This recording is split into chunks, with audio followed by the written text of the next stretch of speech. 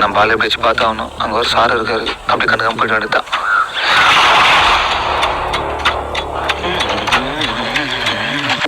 அப்படின்னு பட்டாரா? எங்க போறா? எங்க ஆளை பார்க்க சார். என் தங்கச்சி பார்க்க போறோம் சார். இது கேர்ள்ஸ் ஸ்கூல், பாய்ஸ் கரோடு கிடையாது. போய் பேரண்ட்ஸ் கூட்டு வா. சார் இல்ல சார், என் தங்கச்சி பார்த்துட்டு போயிடுவோம் சார். ஏய் போடா.